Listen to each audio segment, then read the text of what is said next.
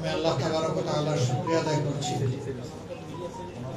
দীর্ঘ ১.৫ যুগ পরে পরপর ৩টি নির্বাচনে এদেশের জনগণ তাদের ভোটের অধিকার শুধু নয়, ভোটের অধিকারের পাশাপাশি প্রায় সকল অধিকার থেকেই তারা বঞ্চিত ছিল, অধিকার কেড়ে নেওয়া হয়েছিল। ২০২৪ সালের জুলাইয়ের প্রেক্ষাপটে যে পরিবর্তন এসেছে, সেই পরিবর্তনের আকাঙ্ক্ষাই আজকে বাস্তবায়ন হবে বলে আমরা আশা রাখি ইনশাআল্লাহ। আমি মহান আল্লাহ তাআলার শুকরিয়া আদায় করার পাশাপাশি জুলাই আন্দোলনে এবং ফেসিবাদী আমলের ১৫.৫ বৎসরে যাদের সীমাহীন ত্যাগ তিতিক্ষা, যাদের আত্মত্যাগ, যাদের ত্যাগ আজকে এই ১২ ফেব্রুয়ারিটাই জাতিকে উপহার দিয়েছে, আমি প্রথমে শহীদানদের আত্মার মাগফিরাত কামনা করছি এবং মহান মাবুদের দরবারে দোয়া করি আল্লাহ তাদেরকে মর্যাদাবান শহীদ হিসাবে কবুল করুন। যারা অন্যায়ের বিরুদ্ধে, ফেসিবাদের বিরুদ্ধে লড়তে গিয়ে আহত, পঙ্গুত্ব বরণ করেছেন, আমি আরেকবার তাদেরকে গভীর শ্রদ্ধার সাথে স্মরণ করি এবং আল্লাহ তাআলার দরবারে দোয়া করি আল্লাহ যেন তাদেরকে সুস্থতার নিয়ামত দান করেন। আসলে তাদের বুক চিতিয়ে লড়াইয়ের ফসল হচ্ছে আজকের ১২ তারিখ। যদি তারা সেদিন বুক চিতিয়ে লড়াই না করতেন, জীবন না দিতে, না হতো পঙ্গুত্ব বরণ না করতেন, তাহলে এই ১২ তারিখ আমাদের কাছে ধরা দেওয়ার কথা ছিল না। সবচেয়ে বড় কথা হলো, তিনি সমগ্র সৃষ্টির স্রষ্টা, তার মহাপরিকল্পনা থাকে এবং সেই মহাপরিকল্পনা অনুযায়ী দুনিয়ার সমস্ত সৃষ্টি পরিচালিত হয়। আমরা মানবজাতি তার বাইরে নই। এই জন্য আমরা কেউ যেটা কল্পনা করতে পারিনি যে ২৪ সালে এই ধরনের একটা ঘটনা ঘটবে, সেটাই বাস্তবে রূপ নিয়েছে। ৭ জানুয়ারি নির্বাচন যখন হয়, তখন আমার মতো আমরা অনেকেই বিভিন্ন দলের যারা জ্যেষ্ঠ নেতৃবৃন্দ ছিলেন তারা জেলে ছিলেন, আমিও জেলে ছিলাম। জেলের ভিতরে আমি আমার অপরাপর রাজনৈতিক বন্ধুদের মানসিক অবস্থা আমি প্রত্যক্ষ করেছি। কেউ কল্পনাও করেননি, স্বপ্নেও দেখেননি যে মাত্র ৬ মাসের মাথায়, ৭ মাসের মাথায় এই ধরনের একটা অবস্থা তৈরি হবে। বরঞ্চ অনেকেই দীর্ঘমেয়াদী চিন্তা ভাবনা শুরু করে দিয়েছে। সেই অবস্থা থেকে উত্তরণ করে আল্লাহ তাআলা আজকে এখানে নিয়ে এসেছে। এই জাতি, আমরা বিশ্বাস করি যে জুলাইয়ের যে আকাঙ্ক্ষা, সেটাকে সম্মান করে। যারা সম্মান করবে তারা কৃতজ্ঞ হবে, যারা সম্মান করবে না তারা স্বাভাবিকভাবেই অকৃতজ্ঞ হবে। কারণ এত বড় একটা বিপদ থেকে, সংকট থেকে জাতিকে আল্লাহ তাআলা যাদের উসিলায় বের করে দিয়েছেন, তারা বয়স কত, অভিজ্ঞতা কি, এটা বড় কথা না। তারা আমাদের সেনাপতি ছিল, যোদ্ধা ছিল, বীর ছিল। সেই বীরদের প্রতি আমাদের সম্মান দেখাতেই হবে। আমরা চেষ্টা করেছি সেই বীরদেরকে বুকে শ্রদ্ধার সাথে ধারণ করে, যারা শহীদ, যারা বেঁচে আছে, আমাদের সামগ্রিক পরিকল্পনা এবং স্বপ্নকে সাজানোর জন্য। আমরা এই নির্বাচনী প্রক্রিয়ার মধ্যেই আমাদের পলিসি পেপার রিলিজ করেছি একটা সামিটের মাধ্যমে। আবার আমরা নির্বাচনের ইশতেহারও ঘোষণা করেছি আরেকটা সামিটের মাধ্যমে। এইভাবে আমরা সমাজের সাথে সংযোগ রক্ষা করেই আমাদের এই নির্বাচনী কৌশল আমরা নির্ধারণ করেছিলাম। আমরা জাতিকে বলেছিলাম যে আমরা এমন কোনো আশ্বাস দেব না যেটা আসলে নিজেরাই বিশ্বাস করি না। শুধুমাত্র মানুষের ভোট পাওয়ার জন্য কোনো আশ্বাস দেওয়া, আমরা এটাকে নৈতিক একটা স্খলন বা অপরাধ বলে মনে করি। আমরা যা পারবো সম্ভাব্য বিষয়গুলাই জাতির সামনে উপস্থাপন করেছি।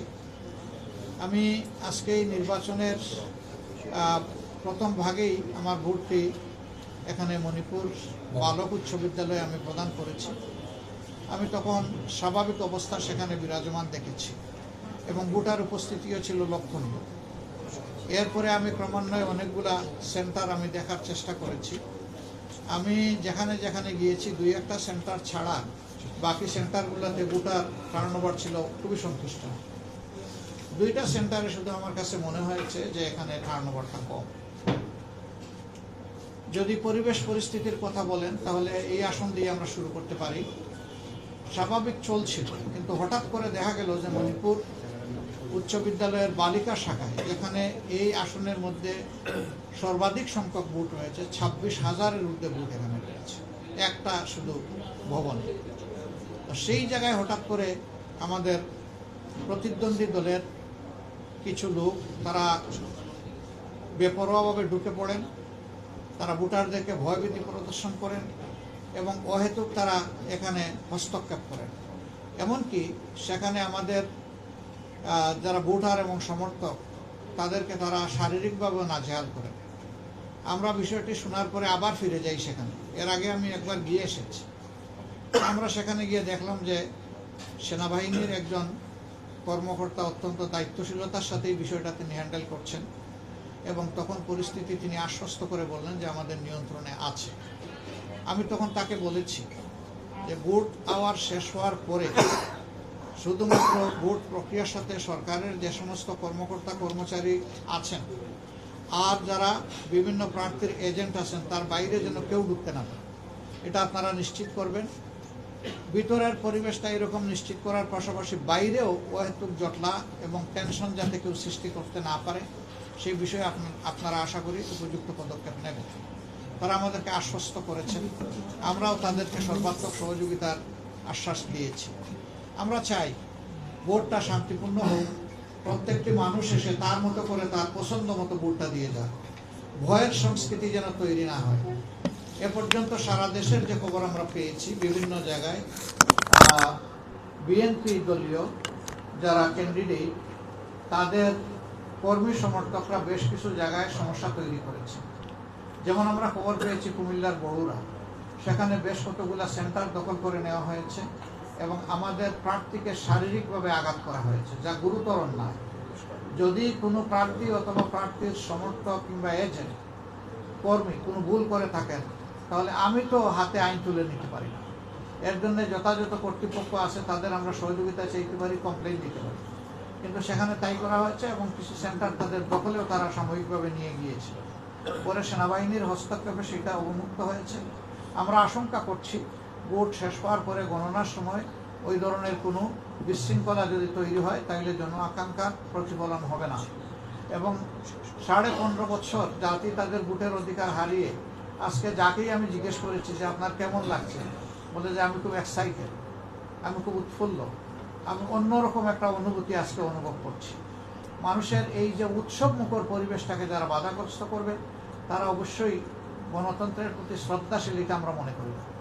গণতন্ত্রের প্রতি শ্রদ্ধাশীল লোকদের দৃষ্টিভঙ্গি থাকবে আমার কাজটা আমি করব, আমার কথাটা আমি বলবো, অন্যের কাজটা তাকে করতে দিতে হবে যদি এটা সঙ্গত হয় এবং তার কথা তাকে বলতে দিতে হবে। আর মানুষের ভোটের অধিকার হচ্ছে তার নিজের সিদ্ধান্ত নেওয়ার ব্যাপার। এখানে যদি জোর জবরদস্তি করা হয় তাহলে সেই সিদ্ধান্তের উপরেই প্রকারান্তরে এটা নগ্ন হস্তক্ষেপ হয়। আমরা এই হস্তক্ষেপকে মোটেই পছন্দ করি না। ঠিক অনুরূপভাবে ঘটনা ঘটেছে লাকসামে, তারপরে ভোলার লালমোহনে। এ পর্যন্ত আমাদের কাছে এই খবরগুলো আছে, আরও হয়তো থাকতে পারে, আরও খবর নিয়ে আমাদেরকে জানতে হবে। আমার বক্তব্য হচ্ছে যে না, বাংলাদেশের একটা বুথ কেন্দ্রেও যদি এরকম পরিবেশ সৃষ্টি হয় সেটাও গ্রহণযোগ্য না, সেটাও অগ্রহণযোগ্য এবং আপত্তিকর। তবে আজকে আমরা এখন পর্যন্ত আমাদের সশস্ত্র বাহিনীর যে ভূমিকা আমরা দেখছি তাদেরকে আমরা অন্তরের অন্তঃস্থল থেকে ধন্যবাদ জানাচ্ছি। এখন পর্যন্ত তাদের ভূমিকা আমরা খুবই সন্তোষজনক পেয়েছি। যেখানেই সমস্যা হয়েছে তাদের ইনফর্ম করার সাথে সাথে তারা ফাস্ট মুভ করেছেন সব জায়গায় এবং তারা চেষ্টা করেছেন সিচুয়েশনকে ট্যাকল দেওয়ার। যদি আমাদের গর্বের এই সেনাবাহিনী এবং সশস্ত্র বাহিনী তাদের এই কর্তব্যটা নিষ্ঠার সাথে পালন করে তাহলে আমরা আশা করি দিন শেষে জাতি একটা ভালো ভোট উপহার পাবে, ইনশাআল্লাহ ভালো একটা নির্বাচন পাবে এবং ভালো নির্বাচন হলেই একটা ভালো সরকার তৈরি হবে, যে সরকার এদেশের মানুষকে নিয়ে ভাববে, যে সরকার হবে জনগণের সরকার। আর জাল জালিয়াতির মাধ্যমে যদি কোনো সরকার গঠিত হয় তাহলে ওই সরকার জনগণের দুঃখ দরদ বুঝবে না এবং জনগণের সাথে তাদের কোনো সেতুবন্ধন থাকবে না। আমরা চাই সরকারটা হোক জনগণের, কোনো দলের নয়, ব্যক্তির নয়, পরিবারের নয়। দল ব্যক্তি পরিবারের গণ্ডি অতিক্রম করে 18 কোটি মানুষের সরকার কায়েম হবে আগামীকাল থেকে, সেটাই আমরা আশা করি। এই পথে সাংবাদিক বন্ধুগণ, গোটা নির্বাচনী প্রক্রিয়া অত্যন্ত নিবিড়ভাবে আমাদের সাথে আপনারা ছিলেন। আমরা সবসময় আপনাদের মর্যাদা হয়তো রক্ষা করতে পারিনি, চেষ্টা করেছি, কিন্তু সব কিছু পেরেছি এটা আমরা মনে করি না। কিন্তু আমরা আপনারা এখানে কোনো ডিভিশন নাই, আমরা সবাই 18 কোটি মানুষের অংশ। আমাদের প্রিয় জাতি দেশ ভালো থাকলে আমরা সবাই ভালো থাকবো, আমার পেশা আমার চলবে, আপনার পেশা আপনার চলবে। কিন্তু দেশ যদি ভালো না থাকে কোনো পেশাই আমরা সম্মানের সাথে কাজ করতে পারবো না, এবং তখন বলতে হবে দেশটি কি আমার। আর যদি ভালো চলে তাইলে গর্ব করে বলতে পারবো এই দেশটিই আমার। এমন একটি দেশই আমরা চেয়েছিলাম। তো যে দেশটি আমরা গড়তে পারিনি এই 54 বছরে, আল্লাহ তাআলা এই দেশটি যেন আগামী 5 বছরে গড়ার অন্তত ভিত রচনা করার একটা পরিবেশ তৈরি করে দেন। মহান আল্লাহর দরবারে আমি দোয়া করি। আপাতত এতটুকু, এরপরে বিকালে আবার আপনাদের সাথে আমরা কথা বলবো। ইলেকশন আওয়ারটা যখন শেষ হয়ে যাবে তখন আপনাদের সামনে আমরা আরেকবার হাজির হবো এবং আবার কিছু ইনফরমেশন আশা করি দিতে পারবো। আমরা আবারও আপনাদের সহযোগিতার জন্য ধন্যবাদ জানাই। আপাতত আজকের ব্রিফিং এখানেই শেষ করছি। আমি সাহেব, যে দক্ষিণ কাপ্তানে হচ্ছে কি দখল করা হয়েছিল বলে কি কেন্দ্র দখল করা হয়েছিল আমরা জানতে পেরেছি, আপনি জানেন কি না? হ্যাঁ, আমরা জানার সাথে সাথে আমাদের সিনিয়র সহকর্মীকে সেখানে পাঠিয়েছিলাম। ওনাকে হয়তো আপনারা অনেকে চিনেন। উনি আমাদের অত্যন্ত মজবুত একজন ক্যান্ডিডেট ছিলেন ঢাকা 13-তে। আমরা যেহেতু একটা নির্বাচনী লক্ষ্য করেছি, আন্ডারস্ট্যান্ডিংয়ের কারণে সেটা স্যাক্রিফাইস করে তিনি স্যাক্রিফাইস করেছেন। খুব ভালো পজিশন সেখানে ছিল মোবারক হোসেন সাহেব, তিনি সেখানে গিয়েছিলেন এবং আমরা যতটা শুনেছিলাম বিষয়টা অতটা না বলেই আমাদের কাছে বাস্তবে মনে হয়েছে। আর আমরা ছোটোখাটো বিষয়কে অবাধ্য করছি।